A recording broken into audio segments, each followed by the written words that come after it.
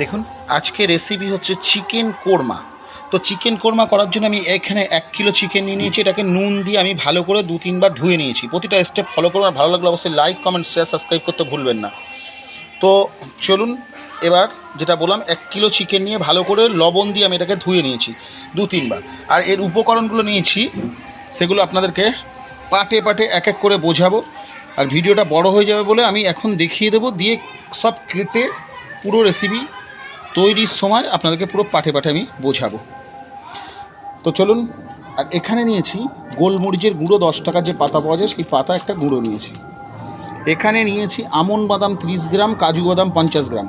এখানে নিয়েছি টক দই, এখানে নিয়েছি টক দই 100 গ্রাম। টক দইটা দেখুন এমন হলে ভালো হয়, পুরো ক্রিমটা ওপরে রয়ে গেছে। আর এখানে ফোড়নো যেটা নিয়েছি, স্টার আনিস নিয়েছি একটা, মানে স্টার ফুল, একটা জাবিত্রী নিয়েছি, একটা বড় এলাচ নিয়েছি, 3টে দারচিনি নিয়েছি, একটু গোলমরিচ নিয়েছি, 6টা ছোটো এলাচ নিয়েছি, একটু লবঙ্গ নিয়েছি। এখানে নিয়েছি হচ্ছে 2টো রসুন, একটু আদা, 4টে কাঁচা লঙ্কা। আর এখানে নিয়েছি ঠিক 1 কিলো চিকেনের জন্য আমি 400 গ্রাম পেঁয়াজ। আর এখানে নিয়েছি বাটার, আর ক্রিমটা আমি দুধ দিয়ে তৈরি করে নেব। চলুন এবার পেঁয়াজ এগুলো আমি সব কেটে রেডি করে নিই। যদি দেখাতে যাই অনেক বড় হয়ে যাবে ভিডিওটা, তো চলুন এই পেঁয়াজটাকে ছোট্ট ছোট্ট আকারে আমি কেটে রেডি করে নিচ্ছি। তো আর একটা পদ্ধতি বলা হয়নি, সেটা হচ্ছে আমি মাংসটা ধুয়ে যেমন রেখেছি, এখানে আমি ভিনিগার দিয়ে 2 চামচ ভিনিগার দিয়ে আমি মাংসটাকে আধা ঘন্টা থেকে 1 ঘন্টার জন্য আমি এটাকে রেখে দেবো মাখিয়ে। তো চলুন কোরমা রেসিপি রেডি করি। তাই জন্য আজকে আমি কিন্তু কাঠের জালে করছি। দেখুন কি সুন্দর উনুনটা জ্বলছে। আর এখানে কড়াই দিয়ে দিয়েছি, কড়াইয়ের মধ্যে দিচ্ছি সর্ষের তেল। না না না না, দেখুন কড়াইয়ের মধ্যে প্রায় 200 গ্রাম তেল দিয়ে দিয়েছি আমি, 200 না 150 হবে। চলুন এবার ফোড়নে ব্যবহার করছি। দেখুন ফোড়নে দিয়ে দিলাম হচ্ছে সেই তেজপাতা, 2টো তেজপাতা, জাবিত্রী, গোলমরিচ, লবঙ্গ, এলাচ, বড় এলাচ, স্টার আনিস। এর খুন্তি দিয়ে একটু নেড়ে নিচ্ছি, সুন্দর একটা স্মাইল উঠবে। ভাজা কমপ্লিট হয়ে গেছে। এবার আমার সেই 400 গ্রাম কুচিয়ে রাখা পেঁয়াজ আমি এখানে দিয়ে দিলাম।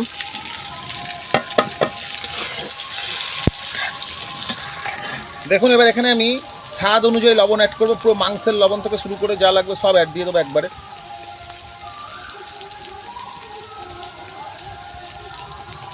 দেখুন পেঁয়াজটাকে একটু হালকা ফ্রাই করব, বেশি ফ্রাই করব না। দেখুন এখানে আমি 50 গ্রাম বাটার ব্যবহার করলাম, পুরো 50 গ্রাম। দেখুন বাটারটার মধ্যে দিয়ে দিলাম, ভালো করে ঘেঁটে নিচ্ছি বাটারটা। দেখুন এর মধ্যে এবারে দিচ্ছি আমি হচ্ছে সেই আদা রসুন পেস্ট। দেখুন সেই 1 ঘন্টা ভিজিয়ে রাখা ম্যারিনেট করা মাংস, সরি ভিজিয়ে বলছি, ধুয়ে নিয়ে ম্যারিনেট করে রেখেছিলাম যেটা ভিনিগার দিয়ে, সেই মাংসটা এর মধ্যে দিয়ে দিচ্ছি আমি।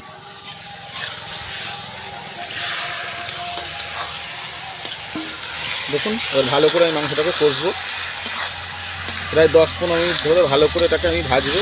10 মিনিট না হলেও 7-8 মিনিট তো অবশ্যই। দেখুন এখানে 5 মিনিট হয়েছে। এর মধ্যে দিচ্ছি 4টে কাঁচা লঙ্কা ছেঁড়া, বেশি নয় কিন্তু 4টে কাঁচা লঙ্কা ছেঁড়া দিলাম। এবার ভালো করে এটা দিয়ে কষাতে হবে অনেকক্ষণ ধরে। দেখুন ঠিক 5 মিনিট হয়েছে। এবার আমি এর মধ্যে 100 গ্রাম ফেটিয়ে রাখা টক দই এর মধ্যে অ্যাড করলাম।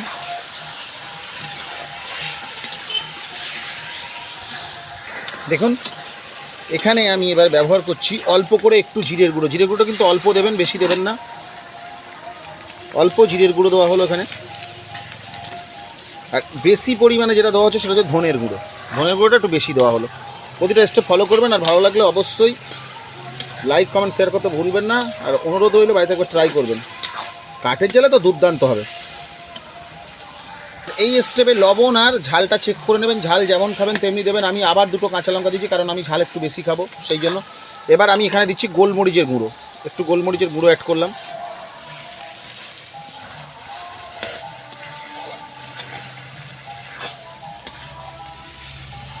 দেখুন গোলমরিচের গুঁড়ো একটু অ্যাড করে, দেখুন গোলমরিচের গুঁড়োটা অ্যাড করে আমি ভালো করে এটাকে কষছি।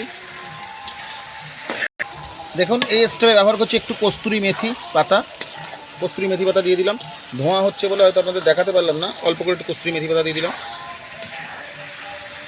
এবার এই স্টেপে দেবো হচ্ছে কাজু আর আমনের পেস্ট। এই দেখুন এটা দিয়ে দিচ্ছি, কাজু আর আমনের পেস্টটা। দেখুন এই স্টেপে এবার আমি এখানে জল ব্যবহার করব।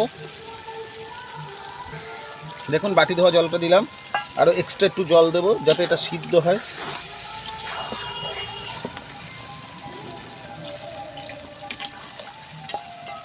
একটু গ্রেভি রাখবো, আপনারা শুকনো শুকনো করতে পারেন, আমি একটু গ্রেভি রাখবো। দেখুন কী দারুণ ফুটছে। এই স্টেপে আমি দুখানা টমেটো বড় বড় করে কাটা 4 ফালি, সেই টমেটোটা আমি এর মধ্যে দিয়ে দিলাম। প্রতিটা স্টেপ কিন্তু ফলো করবেন। দেখুন ওকে দিয়ে দিলাম, কী সুন্দর ফুটছে। আর ঠিক এইভাবে আমি 5 থেকে 7 মিনিট এইভাবে ফোটাবো, তারপরে ব্যবহার করবো আরও মশলা, আপনাদেরকে দেখাবো।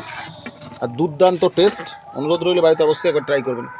দেখুন কী সুন্দর ফুটছে আর দারুণ দেখতে হয়েছে আর অসাধারণ টেস্ট। বারবার অনুরোধ করছি বাড়িতে একবার অবশ্যই ট্রাই করবেন আর কমেন্টে লিখবেন কেমন খেলেন। Chicken korma new style. আর একটা স্টেপ ফলো করুন, পারলে বাড়িতে এইভাবে ক্রিমটা বার করে নেবেন।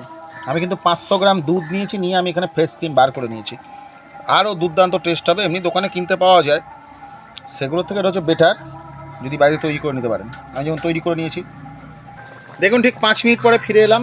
দেখুন গ্রেভিটা কত সুন্দর বসেছে। এইবার আমার সেই ফ্রেশ ক্রিমটা আমি এর মধ্যে অ্যাড করে দিচ্ছি। দেখুন ভালো করে দেখুন ক্রিমটা দিয়ে দেওয়ার পরে আমি এটাকে ভালো করে ঘেঁটে দিচ্ছি। এবার দিয়ে ঠিক আমি 2 থেকে 3 মিনিট ফোটাবো। চলুন আগে ঘেঁটে দিই ভালো করে। খুব শর্টে দেখাচ্ছি কিন্তু আমি প্রতিটা স্টেপ বলে দিচ্ছি। দেখুন কোরমা রেডি হয়ে গেছে। চলুন এবার সার্ভ করে নিই, সার্ভ করে আপনাদেরকে দেখাচ্ছি। দেখুন রেডি করে নিয়েছি। আর আমি একটু গ্রেভি রেখেছি, যেহেতু আমি রুটি বা ভাত কিছুর সঙ্গে, যা কোনো সঙ্গে, ভাতের সঙ্গে তো চলে না, তবু যদি খেতে পারেন তো খাবেন, তাও চলবে। দেখুন পুরো একদম মাংস দেখুন পুরো নরম হয়ে গেছে, একদম চামচ দিচ্ছি ভেঙে যাচ্ছে। তো ভেঙে যাচ্ছে, তো এরকম নরম হবে। তো আজকে এই পর্যন্ত, ততক্ষণ সবাই ভালো থাকবেন, সুস্থ থাকবেন, সুখে থাকবেন। আবার নতুন ভিডিও দেখা হবে। চিকেন কোরমা নতুন নিয়মে রেসিপি। সবাই ভালো থাকবেন, আবার নতুন ভিডিও দেখা হচ্ছে।